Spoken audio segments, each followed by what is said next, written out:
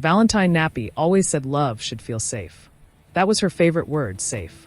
She would say it while holding my hand in crowded cafes, while planning our future on late-night calls, and especially while talking about marriage. According to her, love wasn't about drama or obsession. It was about trust, stability, and choosing each other every single day. And I believed her. I met Valentine 3 years ago on a rainy evening that felt ordinary at first. She walked into the coffee shop late, shaking water from her hair, apologizing to the air as if it had feelings. She had this calm confidence, nothing loud, nothing desperate. When she smiled, it wasn't for attention. It felt intentional, almost selective. I remember thinking she looked like someone who knew exactly what she wanted from life. Back then, I thought that included me. Our relationship grew slowly, almost carefully. Valentine didn't rush emotions. She liked long conversations, deep questions, and future plans more than grand romantic gestures. She wasn't the type to post us online or brag about our relationship. Private love lasts longer, she used to say, and I admired that about her. When I proposed, she didn't cry dramatically or scream in excitement. She smiled softly, touched the ring, and whispered, "I choose you." Those words became my anchor. After our engagement, Valentine changed, just slightly at first. Not enough to alarm me, but enough to confuse me. She became more focused on appearances, on perfection. She spent more time on her phone, scrolling endlessly, laughing quietly at things she wouldn't share. When I asked what she was watching, she'd brush it off. "Just random videos," she'd say. "You wouldn't get it." I trusted her. Trust had never felt like a risk before. Valentine loved Valentine's Day, ironically. She said it was symbolic, not commercial. "It reminds people that love needs intention," she explained. This year was special. It was our first Valentine's Day as fiancés. She planned everything herself, insisting it be memorable. She booked a cozy restaurant, dressed elegantly, and looked at me like I was still the center of her world. That night, she spoke about our wedding, colors, music, guests, future trips. She talked about children someday, about building a life that was quiet but meaningful. "I don't need excitement," she said, sipping her drink. "I need loyalty." I remember nodding, feeling lucky, feeling chosen. But what I didn't know was that Valentine Nappy had already started living a double reality, one where loyalty was a word, not a rule. Later that night, as we walked home, she held my arm tighter than usual. Her phone buzzed once. She glanced at the screen and immediately locked it. "Everything okay?" I asked. "Yes," she replied too quickly. "Just spam." I didn't push. Love shouldn't interrogate, I thought. Over the next few weeks, small things began stacking up like quiet warnings. She stayed awake longer at night, headphones in, watching something she never played out loud. Her social media algorithm changed, suddenly filled with glamorous figures, bold personalities, and provocative content she used to criticize. Valentine had always claimed she disliked superficial fame. Yet now she seemed fascinated by it. One evening, I jokingly said, "Looks like you're into celebrities these days." She smiled, but it didn't reach her eyes. "They're just characters," she said. "Not real." That sentence would haunt me later. She started comparing life, our life, to things she saw online. Subtle remarks at first. "Some people really know how to live," or "imagine having that kind of confidence." She never said names, but I could feel the admiration growing inside her like a secret addiction. I tried harder, planned surprises, gave her more attention, told myself this phase would pass. After all, we were engaged. We had history. We had promises. One night, I overheard her talking on the phone in the other room. Her voice was different, lighter, almost excited. When she noticed me, she abruptly ended the call. "Who was that?" I asked casually. "Just a friend," she said. But Valentine Nappy never sounded like that with friends. The distance between us grew, not through fights but silence. She wasn't angry. She wasn't cruel. She was just drifting, like someone mentally packing bags for a journey they haven't announced yet. I still remember the day she said, "Do you ever feel like we're too normal?" I laughed, thinking it was a joke. She wasn't joking. "Normal is peaceful," I replied. "Isn't that what you wanted?" She nodded slowly. "Yes, I think so." But her eyes told a different story. Behind her calm expressions and sweet promises, something was shifting. Valentine Nappy wasn't falling out of love loudly.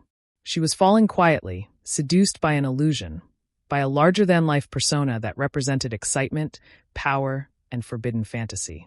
I didn't know it yet, but someone else had already entered our relationship. Not physically, but mentally. And that was worse. That Valentine's Day, when she kissed my cheek and whispered, "Forever," I believed her completely. I had no idea that forever was already slipping through her fingers, and that my betrayal story had just begun. The streets of downtown New York never sleep, but that night, it felt like the city itself was holding its breath. I was sitting on the leather couch in our small apartment in Brooklyn, scrolling through emails from work, when I noticed Valentine pacing near the window. The rain outside streaked the streetlights, reflecting on the wet asphalt like 1,000 tiny neon signs. Normally, she would sit with me, sip her coffee, and talk about our day. But not that night. Valentine Nappy had changed, and the first time I noticed it, I didn't know what it meant. She was glued to her phone, headphones in, muttering quietly at times, chuckling softly. I asked casually, "What are you watching?" She barely looked up. "Nothing, just some videos." But the way she said it, the way she turned her face slightly, felt off. My gut twisted. There was a subtle excitement in her tone, one I hadn't heard before. Later that night, after ordering takeout from our favorite Thai place, she got a text. Her eyes flicked to her phone, and for the briefest second, I saw something I hadn't seen in 3 years of dating her: exhilaration. Her hand tightened around the phone, and she quickly set it down on the counter when she noticed me staring. "Everything okay?" I asked. She smiled, a soft, quick, almost offensive smile. "Yeah, just work stuff." I wanted to believe her. I really did. But the air felt heavier, charged with something unspoken. Over the next week, small patterns emerged. Valentine started staying up later than usual, her laptop open in her bedroom while she whispered to someone I couldn't hear. Social media algorithms changed. Her feed was suddenly filled with posts from influencers and celebrities she had never followed before. Some were big, bold personalities. Some were controversial figures she once said she didn't care about. One night, I jokingly said, "Looks like someone's into Instagram stars now." She glanced at me, eyebrow raised. "They're just interesting. You wouldn't understand." Her dismissal should have set off alarms. It did not. I tried convincing myself I was imagining things. After all, we were engaged. Valentine had promised me forever. She had said, "I choose you." And I believed her. But love doesn't always prepare you for reality. 2 nights later, I overheard her speaking softly on the phone. Her voice was lighter than usual, breathless, playful, excited. She laughed quietly, covering her mouth with her hand when I walked by. She hung up the moment I entered the hallway, and her phone went dark. "Who was that?" I asked. "Just a friend," she replied too quickly. Something inside me clenched. That wasn't just casual banter. That was connection. And not with me. Days passed. Valentine Nappy's behavior became more subtle, but equally revealing. She started dressing differently, more daring outfits, bolder makeup, completely unlike her usual understated style. She spent hours in front of the mirror before work, checking herself, adjusting her hair in ways she never used to. I tried planning a date night to pull her back, but she canceled last minute, citing extra work at the marketing agency downtown. I thought about confronting her, but every time I opened my mouth, the words seemed inadequate. This wasn't a small argument about chores or family obligations. This was something deeper, emotional betrayal. And then it happened, the moment that confirmed my fears. It was a Friday night, and I had come home early from work, hoping to surprise her. I walked in and noticed her laptop glowing in the living room. Curiosity mixed with dread as I quietly moved closer. On the screen was a video call, her smiling at someone I couldn't see fully. But I knew immediately this wasn't a friend. There was laughter, subtle touches on the phone screen, and something intimate in the way she spoke. I cleared my throat. She jumped, startled. "What are you doing?" she asked, but her voice carried a hint of panic. "I could ask you the same thing," I said softly. Valentine's face fell, but she quickly masked it with irritation. "You're overreacting. It's nothing serious." I wanted to believe her, I really did. But I knew better. "Nothing serious?" I asked. "You're laughing at someone else's jokes, sharing secrets, and smiling at them the way you used to smile at me. That's nothing serious." She froze. And for the first time in our 3-year relationship, Valentine Nappy looked like someone else, someone unrecognizable. I don't know what you want me to say," she whispered, almost ashamed, almost defensive. "I want you to be honest," I said. "Not just with me, but with yourself." She looked down, twisting the hem of her shirt. I just enjoy the attention, okay? You work so much. You're busy. I feel seen. Seen? I laughed bitterly. I see you every day. I help you. I love you. And that's not enough. She didn't answer.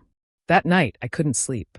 The New York skyline outside our window was beautiful, all glittering lights and moving taxis, but inside our apartment, the world was dark and heavy. I lay awake, staring at the ceiling, replaying every interaction. The small jokes, the late-night calls, the whispered texts I had never noticed. It all added up. Valentine Nappy wasn't falling out of love with me loudly. She was falling quietly for someone else. The next morning, she was cheerful as ever, sipping her coffee by the window. "Morning," she said, smiling. I felt a pang of disbelief. How could she be so normal, so composed, so happy, when our relationship had just shifted so drastically in silence? I decided to confront her, this time fully prepared. "Valentine, I need to know who you're really talking to," I said over breakfast, trying to keep my voice steady. She froze. A flicker of guilt crossed her face, but it was gone in a second. "It's nothing. You're imagining things." "No, I'm not imagining," I said, trying not to raise my voice. "I see it in your actions. The texts, the videos, your attention. It's not me you're excited about anymore." She looked away, biting her lip. I don't know what to say." "You can start by being honest," I said. "Because this silent thing you're living, it's breaking us apart." Her eyes watered, but there was no apology. "Not yet." She just nodded, and a shiver ran through me. I realized that Valentine Nappy's heart had already begun drifting elsewhere. The person on the other side of the screen, someone I didn't even know, had become a bigger part of her emotional life than I ever could. That was the moment I understood the truth. In the age of digital connection, love could die quietly. Not because of fights or betrayal in the traditional sense, but because someone else, somewhere on a screen, could make you feel alive in ways your partner never could. By the end of that week, the tension in our Brooklyn apartment was unbearable. Valentine started spending more nights out, with friends, and left me alone with the apartment that suddenly felt cold and foreign. Every time I asked a question, she laughed it off or changed the subject. The woman I had proposed to, my fiancée, was gone. And in that realization, I felt my heart fracture in a way words cannot describe. She wasn't violent, she wasn't cruel, just gone. Her mind, her excitement, her attention, all elsewhere. And that was worse than any fight. And as I looked up at the Brooklyn Bridge, glowing under the city lights, I realized one thing. My life with Valentine Nappy, as I knew it, had ended. And the path forward would either break me completely or make me stronger. I never expected a simple Thursday night in our Manhattan apartment to change everything. The city was alive outside, honking taxis, distant sirens, people laughing on the streets below.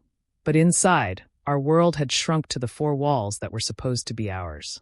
Valentine Nappy sat on the couch, scrolling through her phone like nothing had happened. But I knew something had. The way she held it, the quick glances, the subtle smirk that she tried to hide, it was all wrong.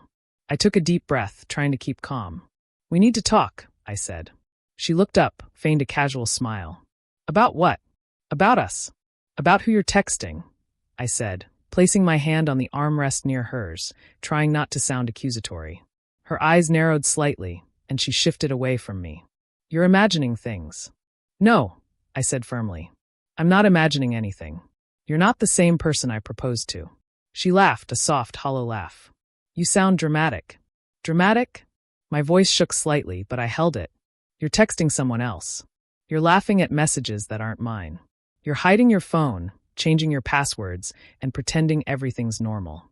That's dramatic?" "No, that's betrayal." She turned her phone face down on the coffee table, looking away. "You don't understand. It's not what you think." "Oh, really?" I asked. "Explain to me then. Because from where I'm standing, it looks like you're falling in love with someone I can't even meet in person. Someone you call every night, someone you laugh with, someone you miss." The words hit her. I could see it. Her jaw tightened, her eyes darted to the floor.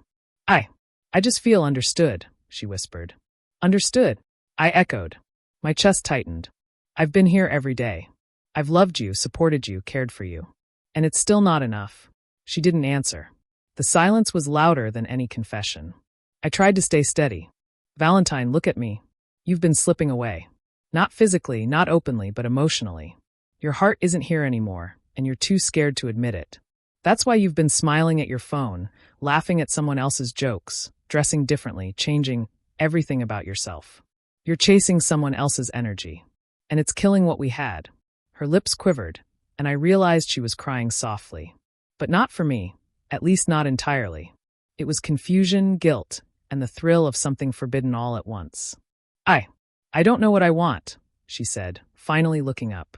Her eyes glistened with unshed tears. I just feel alive when I talk to them. Alive! My hands balled into fists. Do you know how it feels to be standing here, feeling my life crumble while you feel alive somewhere else? She flinched, but the words were true. She couldn't deny them. I didn't plan for this, she said softly. I didn't mean to. It's exciting. Exciting, I repeated, disbelief in my voice. You're engaged to me. We had plans.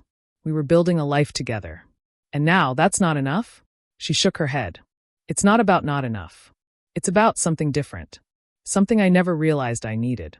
That was the moment I felt my heart shatter completely. Valentine Nappy, the woman who promised me forever, the one I had trusted with every part of my life, was gone. Not gone physically, but gone in every meaningful way. Her attention, her emotions, her excitement, all directed somewhere else, somewhere I couldn't reach. I tried to stay calm. I sat down opposite her, taking a deep breath. So what now? Are we done? She looked away, unable to answer. Her silence spoke volumes. Yes, I said quietly but with finality. We're done. Not because I want to hurt you, not because I don't love you, but because staying with someone whose heart is elsewhere is like holding water in your hands. It just slips away. She didn't argue. She didn't cry harder. She just nodded, as if this outcome had been inevitable all along. The next few days were unbearable. Valentine continued her routine, going to yoga classes, brunches with friends, nights out in Manhattan, but every action reminded me that I was no longer part of her story. She even posted a photo on Instagram with the caption, "Some people are meant to be lessons, not lifetimes." It was subtle, but I knew it was about me. And the sting of public acknowledgement was worse than the private betrayal. One evening, I walked across the Brooklyn Bridge, the city lights reflecting off the East River below. The wind was biting, but I didn't feel it. Every couple passing by, every group of friends laughing, reminded me of the life I thought we would have. The life Valentine had quietly walked away from while I slept, worked, and believed. I realized then that some betrayals are silent, but their impact is thunderous. They don't require confrontation. They don't need loud arguments or dramatic declarations. Emotional cheating, especially in the age of constant connectivity, can be invisible until it's too late, and by then, the damage is done. Back at the apartment, the space Valentine once filled with laughter and warmth now felt cold and hollow. The smell of her perfume lingered faintly on the couch cushions, her favorite mug still in the sink. I could almost hear her voice saying, "I choose you." But it was a ghost now, a memory that mocked me. That night, I lay awake on the bed we once shared, staring at the ceiling, replaying every text, every laugh, every small shift I had ignored. Valentine Nappy wasn't just drifting away.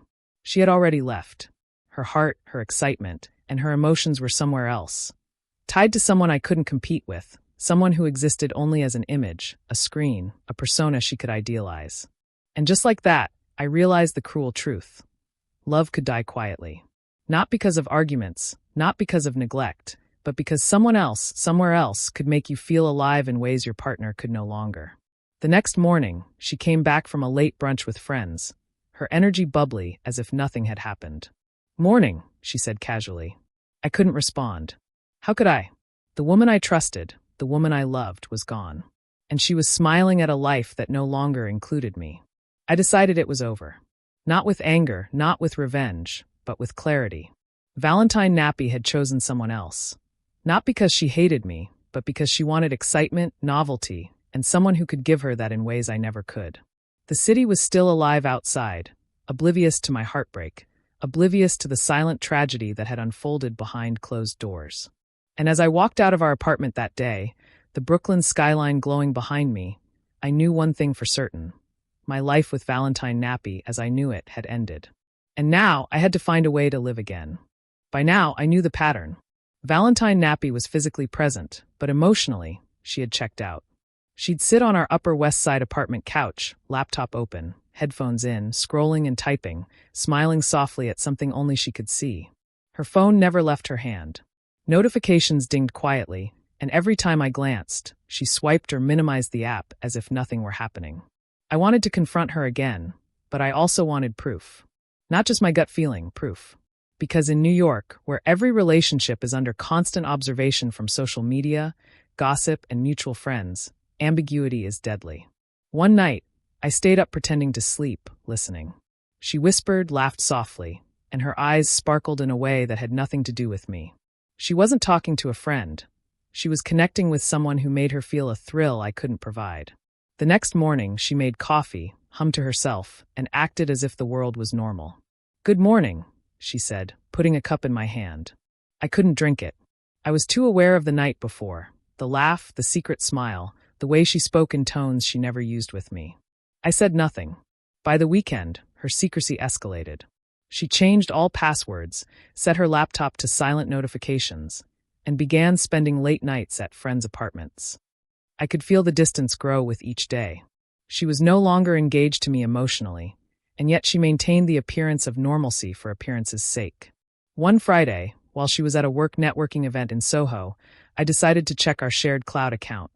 Not to snoop, but to see the patterns. Screenshots, messages, and chat logs revealed everything. Valentine was messaging someone, a famous adult content creator with a legendary reputation.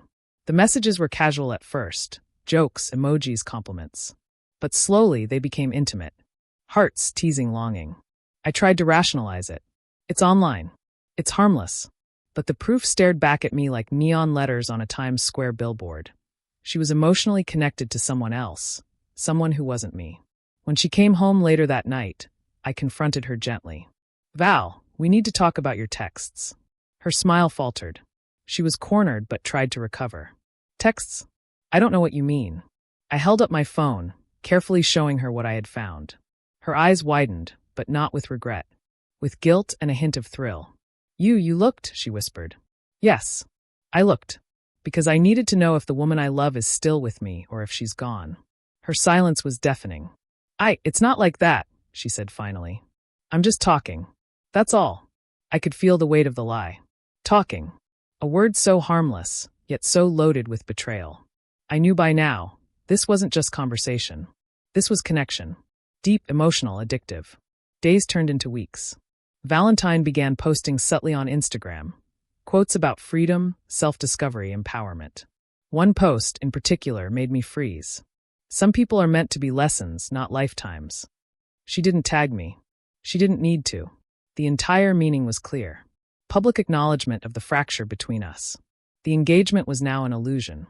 Her behavior outside our apartment mirrored this digital pattern. She went out more often, dressed boldly, mingled with new groups, and came home late, claiming casual work events. Each day, I saw her slipping further away. And then came the public exposure. A friend, casually scrolling through social media, sent me a screenshot. Valentine commenting on a post by the adult content creator she had been messaging. Flirty, playful, unmistakable. Comments back and forth, all public. The betrayal had left the private space and entered the public domain. In New York, where gossip travels faster than taxis, everyone I knew would see. Everyone would know. I confronted her again that night. She didn't deny it. She didn't apologize. She just said, "Why does it matter? You're being dramatic. You're insecure." Insecure. That word had become her shield. But I wasn't insecure. I was aware. Aware of a fiancé whose heart, mind, and attention had shifted elsewhere. The apartment that once felt like home was now a cage. Each laugh, each whispered text, each secret smile tore the walls down, leaving only emptiness. I realized that Valentine Nappy wasn't just seeking someone else. She was redefining herself through him. Her excitement, energy, and attention were no longer for the life we were building together. They were for someone else's digital presence. And there was nothing I could do to compete with that. The night she posted another subtle quote about independence, I finally understood. She didn't see herself as my fiancé anymore. She saw herself as someone free, desired, and validated outside of our engagement. The betrayal wasn't loud. It wasn't dramatic. It was quiet, pervasive, and completely consuming. And in New York, under the glow of streetlights and social media screens, it felt endless. That weekend, I walked across the Williamsburg Bridge, letting the wind whip at my face. The East River below mirrored the city lights, chaotic yet beautiful, much like the life I had thought we would have. And in that chaos, I realized something crucial. Valentine Nappy had already left. She hadn't physically moved out, but emotionally, spiritually, and mentally she was gone. She was lost in a world that I couldn't reach. A world that existed in texts, emojis, and digital interactions, thriving in ways I never could. I knew then that love could die quietly. Not through arguments, not through neglect, but through someone else.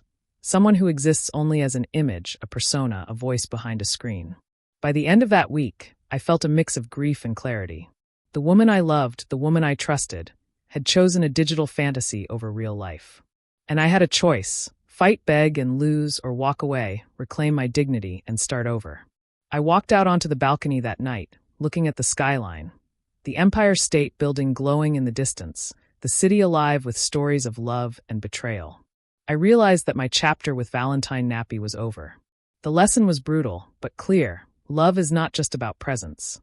It's about emotional availability, loyalty, and attention. And when one side is missing, nothing can survive, not even in New York City. I went to bed that night with the city lights casting a soft glow across the apartment. Valentine lay next to me, pretending sleep, pretending normalcy. But I knew better. She was gone, and our story, as I had imagined it, had ended. The real journey, the one where I rebuilt myself, found strength, and eventually walked away, was just beginning. By now, I had accepted the truth. Valentine Nappy was gone. Not physically, she was still in our Upper West Side apartment, still going through the motions, but emotionally, she had checked out completely. And unlike private betrayals, this one was about to go public. It started subtly. A brunch with friends in Soho. A story on Instagram tagged her laughing with someone I didn't recognize. Another post, Valentine commenting under posts from that same legendary adult star persona she had been messaging. Playful, flirty, public interactions. I froze the first time I saw it. The betrayal had left our apartment and spilled into the digital world. And in New York, where people follow, gossip, and share everything, this was catastrophic. By Thursday, mutual friends started texting me. Did you see Valentine's post? Is everything okay? Saw her story with you-know-who. The world had already noticed. I hadn't even spoken a word. And suddenly, the private heartbreak I carried had become a spectacle. That night, I confronted her. She was sitting on the couch, scrolling through her phone, headphones around her neck. Valentine, I said slowly, this your posts, the comments, the photos, what is this? She looked up, feigning innocence. What do you mean? I held up my phone, showing the screenshots my friends had sent. She glanced at them, then at me, a mix of guilt and defiance flashing across her face. You're being dramatic, she said lightly. It's just online. People talk, joke, interact. It doesn't mean anything. Doesn't mean anything?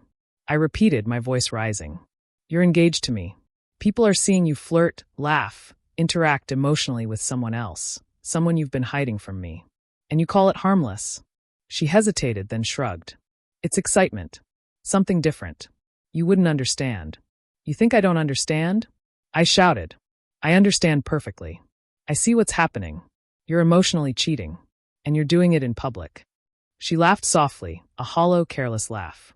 Public? Everyone's lives are public anyway. Get over it.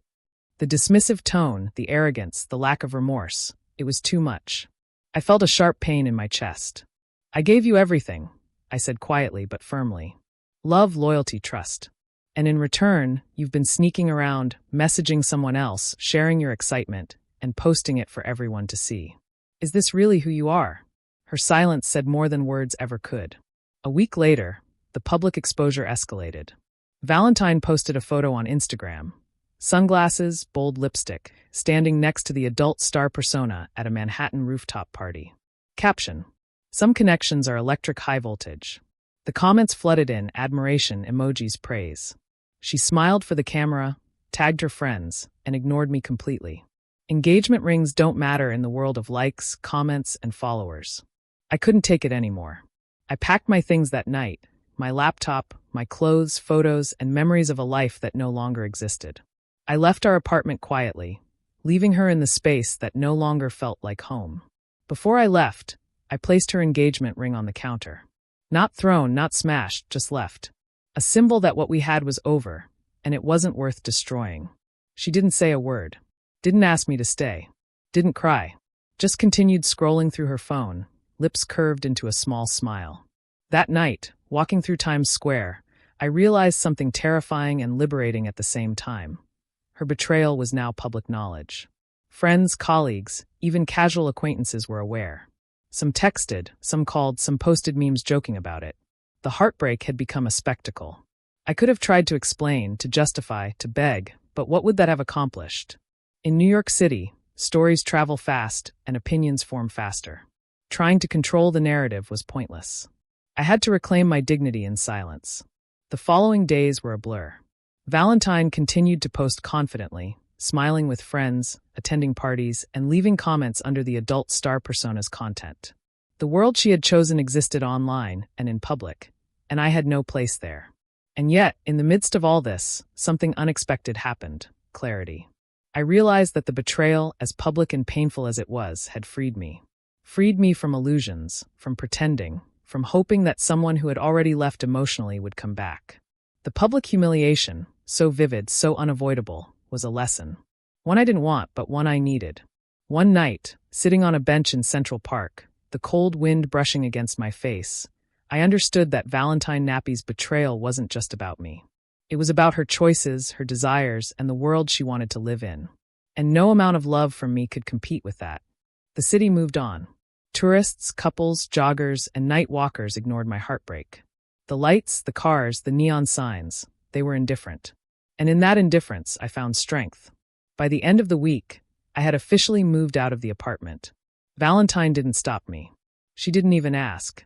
The engagement was over, not just emotionally, not just privately, but publicly. Everyone knew. And I, for the first time in weeks, felt a strange sense of peace. I had loved her deeply, trusted her fully, and been betrayed spectacularly. And yet I survived. I walked through Manhattan with my head held high, knowing that her choices, her excitement, and her betrayal were hers alone to carry. I didn't look back. Because some betrayals, no matter how public, are only powerful if you let them define you. And I refuse to be defined by someone else's choices. New York City never stops, but some nights, it feels like the world has paused, just for you to realize the truth. And that night, as I walked along the East River, the Brooklyn skyline shimmering across the water, I finally understood the finality of Valentine Nappy's choices. She had left. Completely. Not physically at first, she still occupied the apartment in Upper West Side. But emotionally, she had chosen someone else. Someone whose life existed partially online, partially in a world she found thrilling and validating. The Instagram posts, the stories, the flirty comments, all of it screamed louder than words ever could. And now the world had watched it unfold. It was brutal, public, humiliating, but necessary. At first, I wanted to reach out, to confront her one last time, to demand closure, explanations, apologies. But I realized that what she wanted was not my forgiveness or understanding. She wanted excitement, attention, and freedom from accountability. And I couldn't give that, not without losing myself. Instead, I focused on me. The next morning, I walked across the Williamsburg Bridge, the chill wind biting my face, feeling every inch of heartbreak. But instead of despair, I felt clarity. Valentine Nappy had taught me something crucial. Love without respect, loyalty, and emotional presence is not love. It's an illusion. And sometimes illusions must break so reality can be built anew. Over the next few weeks, I threw myself into work. Meetings, late nights, projects, deadlines. I drowned the ache in purpose. I reconnected with friends who had been distant during the engagement's pressures. I returned to running in Central Park, the pounding of my feet on concrete syncing with the rhythm of letting go. Each step, each breath, each mile became a small victory against the ghost of betrayal. Meanwhile, Valentine Nappy's public life continued, but cracks began to show. The legendary adult star persona she had idolized, flirted with, and shared attention with was not what she imagined. The excitement was temporary, the attention was fleeting. Fans and followers praised the persona, but in reality, the intimacy was transactional, performative, and shallow. And Valentine, who once sought validation through them, started to face the consequences of her choices. Rumors spread. Posts received backlash. Some friends distanced themselves. Events she attended became less glamorous, less thrilling. And for the first time, I heard through mutual friends that she was regretful. Not repentant, but aware. One evening, I received a message from her. "Can we talk?" I didn't reply immediately. I thought about the months of emotional pain, the sleepless nights, the public humiliation, and the private heartbreak. I had no desire to step back into that world. But after a few days, I responded. Only if it's about closure. We met in a small coffee shop in Brooklyn, away from cameras, followers, and the chaos of social media. Valentine looked different, less confident, less glowing, and a little haunted. She avoided eye contact at first. "I messed up," she said quietly. I didn't realize what I was losing until it was gone. I listened. Not with anger. Not with desire. Just listening. "You were loyal, present, everything I could have ever wanted," she continued. And I wasn't. I got distracted, excited by something that wasn't real. "And now," she trailed off. I nodded. "It's over," I said softly. "It was over the moment your heart left." She nodded. "I know. I just wanted to say I'm sorry." And that was all she needed to say. I didn't need to forgive her, not for her sake, but for mine. The apology existed. The lesson existed. The heartbreak existed. And so did the clarity. After that day, I stopped looking back. I deleted old messages, cleared the photos, and walked past our old apartment with my head held high. The city had witnessed my betrayal, and yet I had survived. And more importantly, I had grown. Months passed. I moved to a new apartment, started new projects, made new connections, and discovered strength I hadn't realized I possessed. I laughed again freely.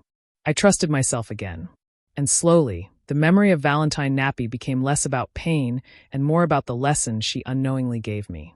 Love is not about being desired. Love is not about excitement or fleeting validation. Love is about presence, loyalty, and emotional investment.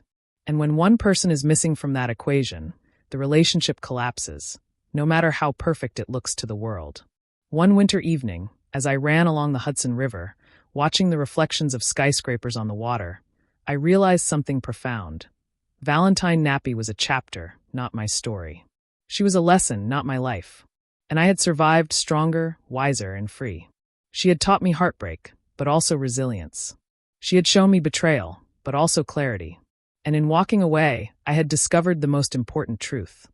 The person I had been searching for all along wasn't someone else. It was myself. New York City continued to hum around me, indifferent to heartbreaks and betrayals, indifferent to lessons and growth. But I didn't care. I had reclaimed my life, my dignity, and my peace. And that, I realized, was victory. Valentine Nappy remained a memory, a public figure I once loved, and a private lesson I would never forget.